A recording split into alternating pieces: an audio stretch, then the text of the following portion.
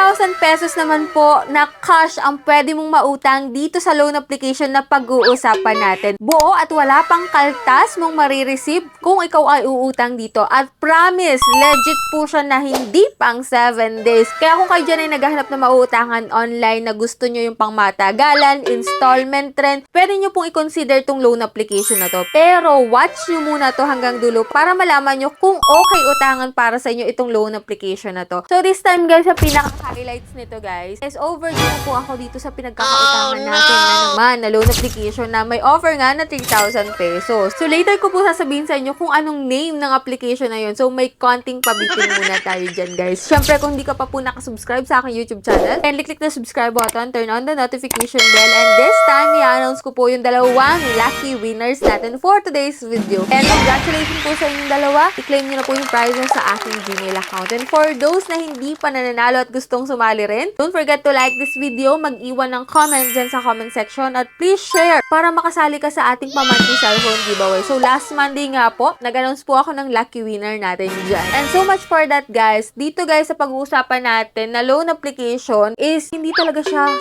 7 days. Hindi mo siya need bayaran ng within just 7 days lang guys. Ito po ay installment, and as of now, overdue ako dito. So, need ko magbayad guys. Kaya, keep on watching kung anong loan up yun.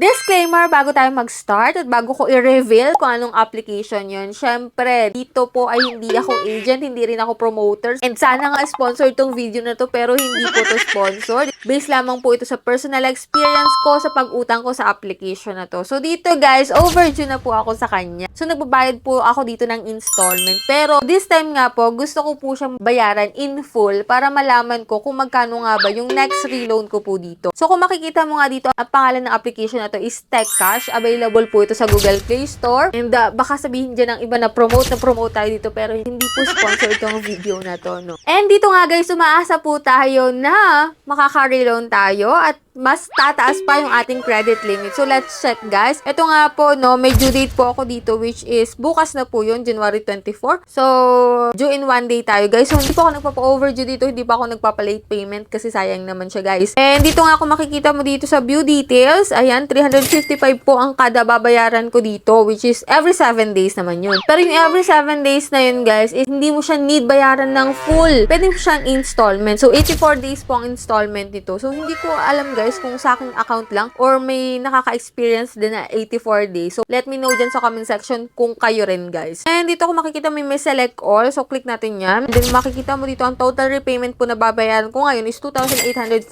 pesos. So, repay now yan. And dito nga guys, pwede po yan sa bank, pwede po sa e-wallet or offline kung wala ka pong mga bank transfer or e-wallet, no? And then, dito may QR code lang po sila nalalabas. Punta ka lang po sa iyong GCash and makikita mo nga po, payment ko na is 2,840 pesos. So yan, agad-agad namang nag-reflect to sa aking account guys. Kung makikita mo dito, settlement reminder, the loan for order number has been fully settled. Here's to your good credit. O, diba? So dito guys, bigla ako nagulat na credit limit frozen. Na-froze yung aking account. So hindi ako makakapag-reload. Pero hindi guys. So ni-refresh ko lang po yan. In-out ko lang yung app. And then ito nga guys, come and claim your exclusive loan. So 3,000 pa rin. So hindi po siya tumaas. So siguro nga ayaw din nila ng advance payment kaya walang pagtaas itong ating credit limit dito. So papakita ko sa inyo kung magkano sa 3,000 kung check nyo ha, borrow now. So dito guys sa 1,000 to 3,000, pwedeng 2,000 dito guys. So 84 days, legit po yan na 84 days. So 12 installment period, pwede mo siyang bayaran ng